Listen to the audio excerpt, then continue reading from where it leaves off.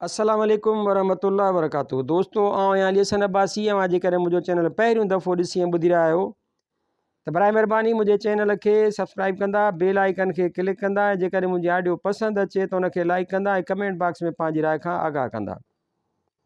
किताब जो नालो आहे सिंध जो देवमालाई किरदार सिराज, मुरतब ताज जो छपाईंदड़ सिंधी अदबी बोर्ड जामशोरो सिंध, छापो पहिरियों साल 2013 ईस्वी। महान ॾात धणी, हिस्सो चौथों। सिंध जा अरॾा सिराज। सिंध जा अरॾा सिराज, तूं असां लाइ लाट आहीं, लाट जंहिंमें ज़िंदगी आ, इश्क जी का बंदगी आ, बंदगीअ में सरकशी आ, हर ग़ुलामीअ जे ॾमर सां वेड़ आहे लाज़वाल। पुरजलाल जंहिंमें उभरी थो अचे सिंध जो सारो जमाल, तूं सदियुनि जो कोपड़ आॾो, वेड़ जी का गूंज आहीं जा उॾारूं थी भरे, आज़ादगीअ जे आसमान ॾे, जंहिंमें के उजरा तख़यल चंड तारनि जीअं ॿरी, निखटनि निज़ारनि जीअं ॿरी, थी पवनि तो लाइ था दिलरुबा दिलकश ख़िराज। सिंध जा अरॾा सिराज। नवाज़ ज़ऊर। सिराज ऐं सिंधी ॿोली। मोहम्मद इब्राहिम जोयो। जॾहिं का क़ौम पंहिंजी शख़्सियत खां बाख़बर थींदी आहे तॾहिं उनजो पहिरियों ध्यानु पंहिंजी तारीख़ ऐं पंहिंजी ॿोलीअ ॾांहुं वेंदो आहे। असांजे अज़ीज़ दोस्त मोहतरम सिराज साहब जो किताब सिंधी ॿोली उन नूह जी हिकु अहम कोशिश आहे। लाइक़ मुसन्निफ़ हिन किताब में सिंधी ॿोलीअ ते पंहिंजो मुतालियो पेश कयो आहे, जंहिंमां हिन जे जज़्बे ऐं हिन जी महिनत जो अंदाज़ो पढ़ंदड़ पाण लॻाए सघंदा। सिंधी ॿोलीअ बाबति कनि आम ऐं कनि ख़ासि रायनि खे हिन किताब में रद्द कयो वियो आहे ऐं उन बाबति हिकु नओं नज़रियो पेश कयो वियो आहे। सिंधीअ लाइ अञा बि ईअं चवण त उहा 11हीं या 12हीं ईस्वी सदीअ धारे पैदा थी, जदीद ॿोली विज्ञान जी रोशनीअ में हिकु निहायत कसी ऐं बेबुनियाद राय चई सघिजे थी। अरबीअ जो सिंधीअ ते असरु पवणु सिर्फ़ु हिन हद ताईं मञे सघिजे थो त ॿिन्हिनि ॿोलियुनि हिक ॿिए खां उधारा लफ़्ज़ वरिता आहिनि। सिंधीअ वधीक ऐं अरबीअ घटि ऐं उहा सूरत हाल ॿोलियुनि जे सहल पसंदीअ जे उसूल मुताबिक़ ऐं मुमकिन बि आहे ऐं अटल पिणु। उनखां वधीक हीउ चवणु त सिंधीअ खे हरफ़ इल्लत वाविल्स से बि आख़िरी सूरत में न पर आवाज़ी सूरत में अरबीअ खां मिलिया, या अरबी सिर्फ़ु नहू जा क़ाइदा सिंधीअ क़बूलिया वग़ैरह अहिड़ो आहे जो उन लाइ अंग्रेज़ीअ में लफ़्ज़ बंक आहे।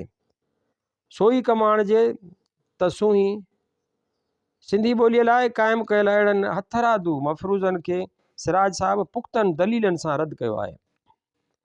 लाइक़ मुसन्निफ़ हिन ॻाल्हि जे मञण खां बि इनकारी आहे त सिंधी का संस्कृत जाई आहे।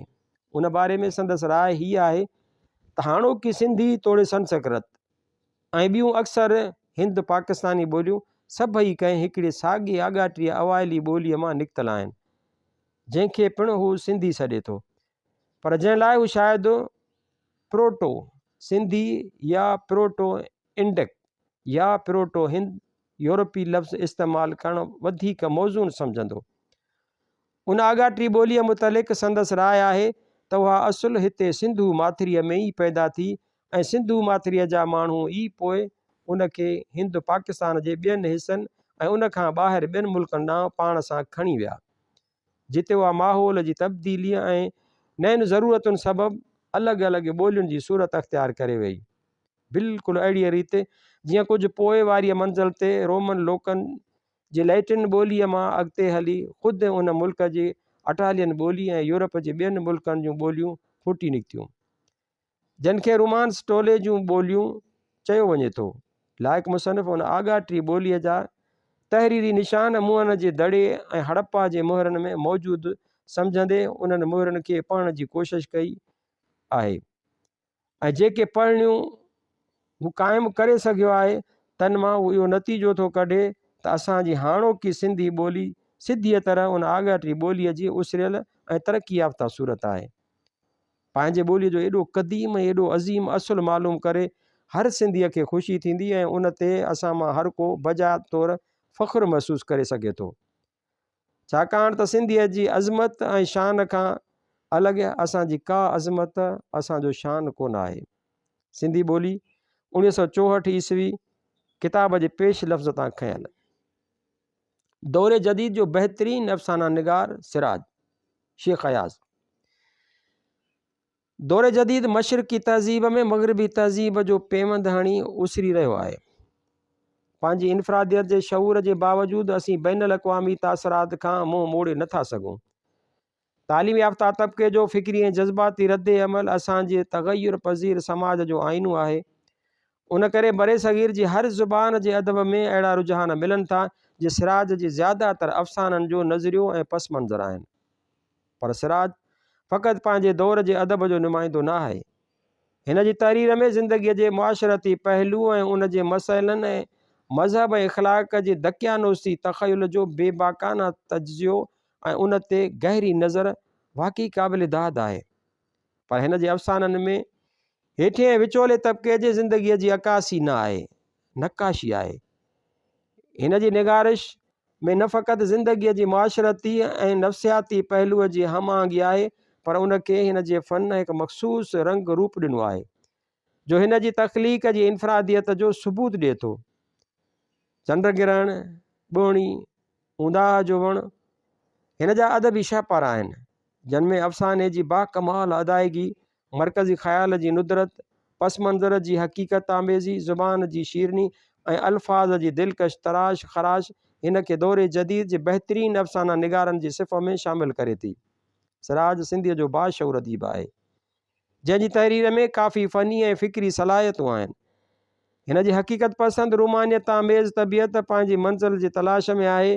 मूंखे यकीन आहे त हिन जे मुस्तक़िल जुस्तजू पंहिंजी मंज़िल ॻोल्हे लहंदी ऐं कंहिं वक़्तु हू न फ़क़ति सिंध जो पर बरे सग़ीर जो मुनफ़रिद अदीब तस्लीम कयो वेंदो। अॼु जेलर 5 कार्ड आणे ॾिना। हिकु कार्ड सिंधी ॿोलीअ जे मशहूरु आलिम सिराज जो आहे, जंहिं कार्ड ते प्यारा अयाज़ 9 साल मुबारक लिखियो आहे। सिराज न फ़क़ति शाइर ऐं अदीब आहे पर इल्मुल लिसान जो माहिर बि आहे। हिन सां जेका बि मुंहिंजी शाम गुज़री आहे सजाई गुज़री आहे। ताजल ऐं फ़कीर मोहम्मद गॾिजी आया। हू ऐं ताजल अदबी संगत जे मेड़ में वञी रहिया हुआ, जिते सिराज जी नाविल मरण मूसिया जो हिन जी पहिरीं नाविल पढ़ाॾो सोई सॾ जो ॿियो भाङो आहे ते वर्कशॉप हो।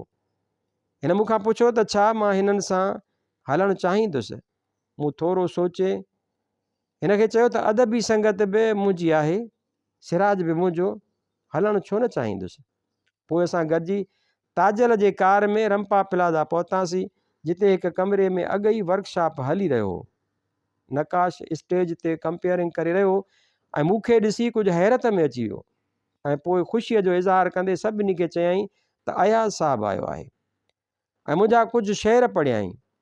सदारत अदबी संगत जे सेक्रेटरी जनरल ग़ुलाम हुसैन रंगरेज़ ते कई, जंहिंजे मशहूरु किताब जो सरो सरमद छा थो सोचे मुंहिंजी हिकु नज़म तां वरितल आहे। वर्कशॉप में ताजल बेवस ऐं फ़कीर मोहम्मद लाशारीअ बेसो वरितो। किताब नाविल ते ख़ासि एतिराज़ उहो हो त नाविल में आयल वाक़िया आम ज़िंदगीअ में न थींदा आहिनि ऐं बईदज़ क़यास आहिनि। मूं सिराज खे चयो त समाज में बईदज़ क़यास वाक़िया बि थींदा आहिनि ऐं माण्हू कंहिं वक़्तु अचरज में ईंदो आहे त उहे कीअं थिया।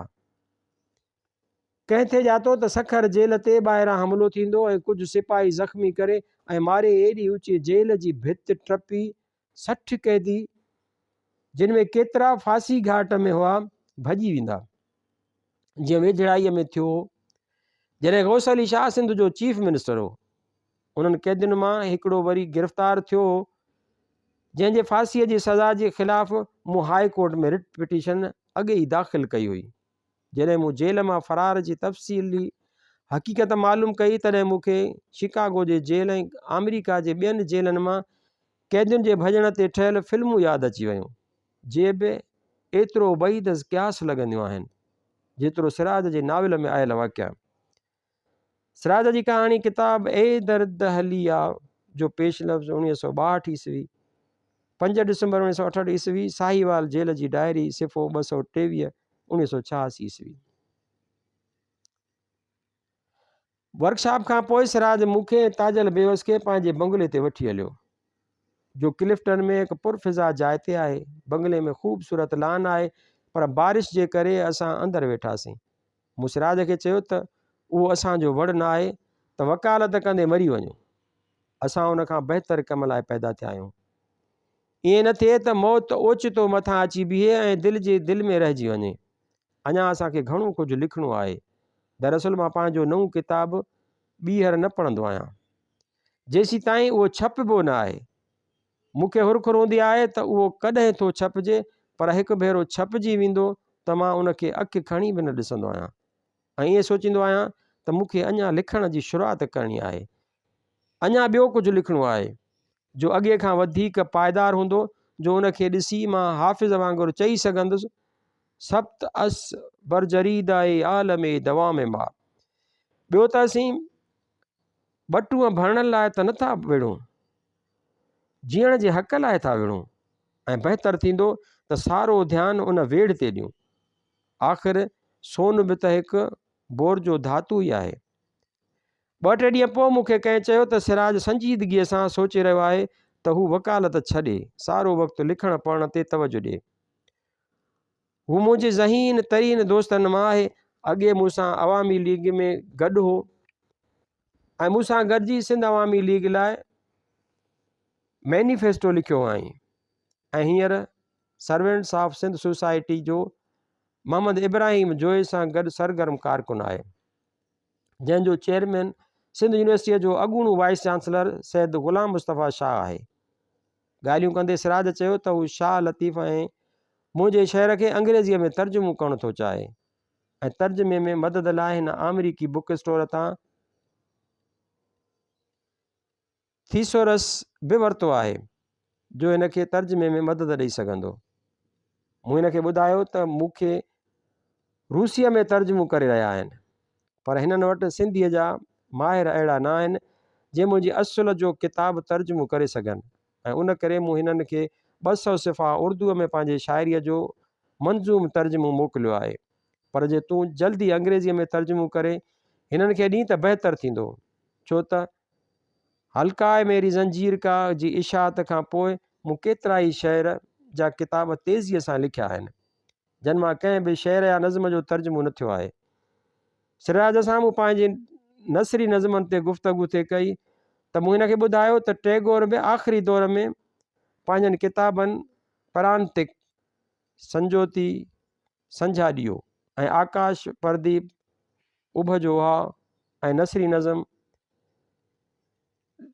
पेरोस पोयम्स लिखिया हुआ, पर तन खां पोइ हू वरी मंज़ूम शाइरीअ ॾांहुं मोटी आयो हो।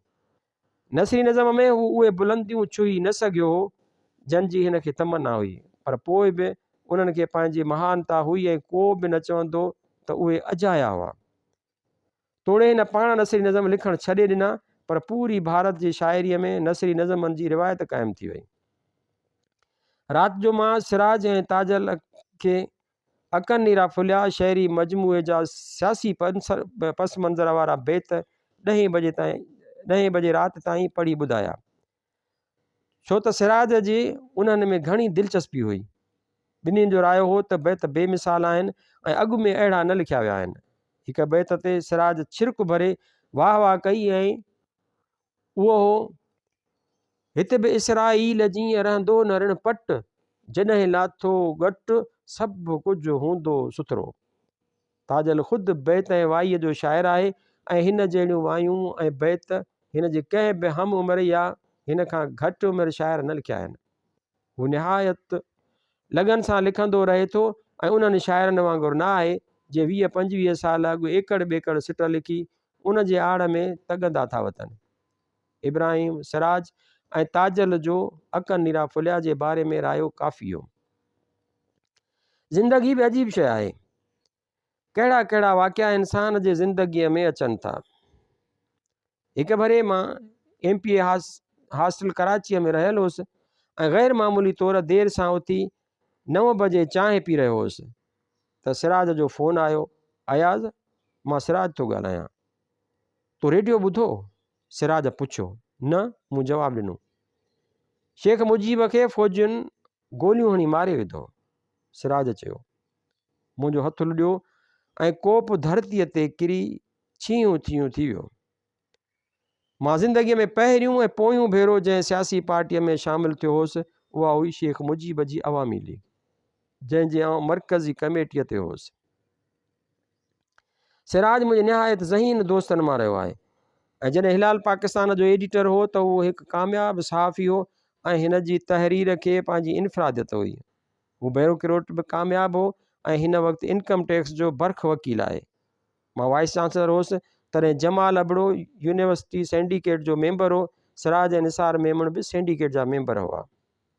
कराची जा ॾींहं ऐं रातियूं सिफ़ो 42 खां 45, ऐज़न सिफ़ो 62, कराची जा ॾींहं ऐं रातियूं सिफ़ो 97 खां 98 फरवरी 1989 ईस्वी, किथे त भंजबो थक मुसाफ़िर सिफ़ो 16 1995 ईस्वी।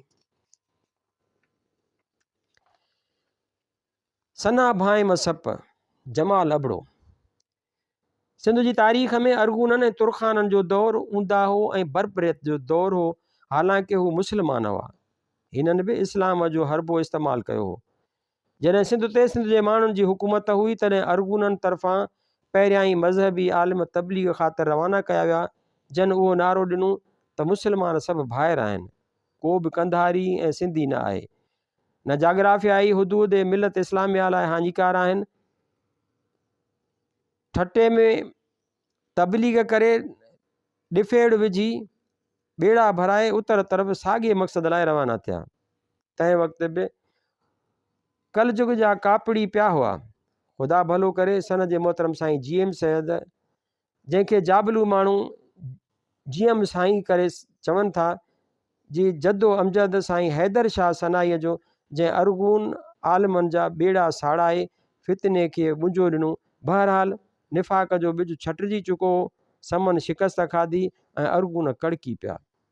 दूल्हा दरिया ख़ान जंहिं हिकु भेरो अॻु खेनि अहिड़ी शिकस्त ॾिनी हुई जो तारीख़ में अञा पई ॻाइजे, सिंधियुनि खे मुनज़म कंदे विढ़ंदे मारींदे शहीद थी वियो। संदसि पुटनि तहरीक अॻिते वधाई ऐं सिर ॾेई सराह थिया। सिंध जो चपो चपो उथी खड़ो थियो। हिन कशमकश जे दौर सिंध जो हिकु अज़ीम ऐं लासानी सूर्य सुपूत पैदा कयो जो घाणे में पीड़ जी पीस जी कीवूं थी वियो। पर हुबुल वतनीअ जो झंडो पोयनि पसाहनि ताईं बुलंद रखंदो आयो।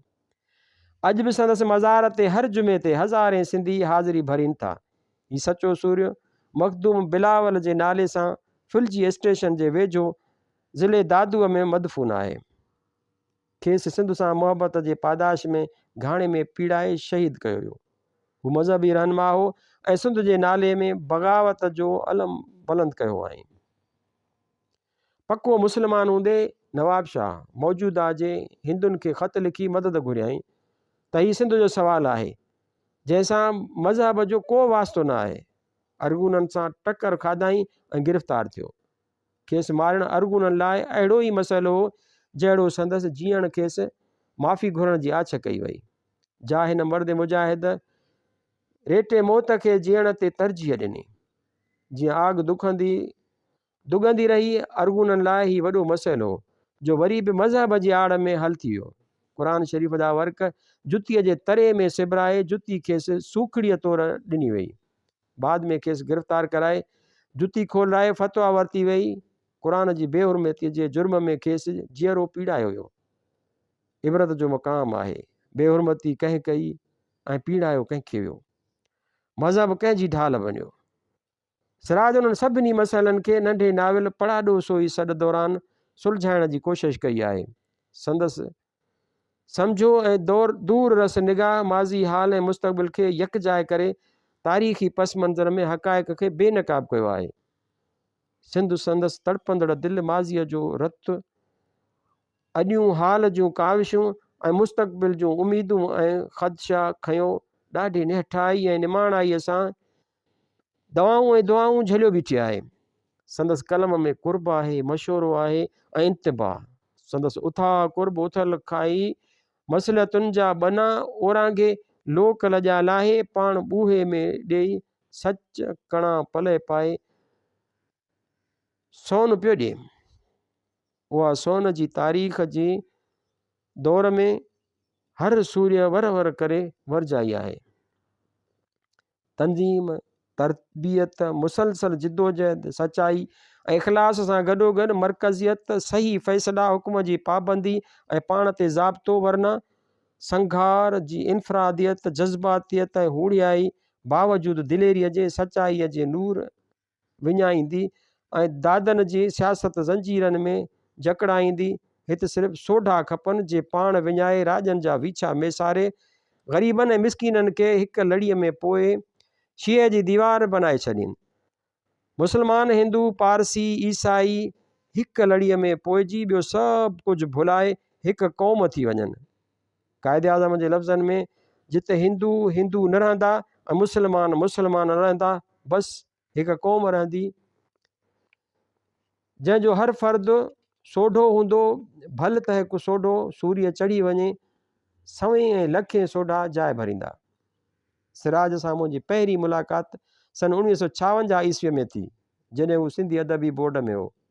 गभरू जवान, खुलियल पेशानी, गहरियूं गंभीरता भरियल अखियूं, चिमकंदड़ चहिरो, सादगीअ वारी मुर्क, नंढड़ो देवता थिए लॻो। मंझांसि ॼाण ऐं सम्झ जूं झलकियूं थिए आयूं, जे प्यार मक़सद सां लॻा ऐं मुसलसल महिनत सां किरणा ऐं शुआव बणिजी वियूं। शाल संदसि ज़ोरे कलम वधंदो रहे, शाल संघार ऐं दादन जा जज़्बा उसरंदा रहनि, शाल सोढा उमेतनि ते चढ़ी झर झंग छांइबा वञनि, शाल संदन रत फूंघारूं हिन पाक सरज़मीन, शाल रत फूंघारूं हिन पाक सरज़मीन ते पई लाल ऐं याकूत उगाइनि। ॻाढ़ा घोट पाइनि, नंढ वॾाईअ खे मिलिया मेट करे कुवते अवाम जो निज़ाम क़ाइमु कनि। हिन मुल्क जो झंडो ऊचो रखनि, मुल्का मुल्क संदसि डोंको वॼाइनि ऐं खेसि तरक़ी ऐं कमाल जी बुलंद तरीन चोटियुनि ताईं पहुचाइनि। नावल पढ़ाॾो सोई सॾिजे मुहाग तां वरितल।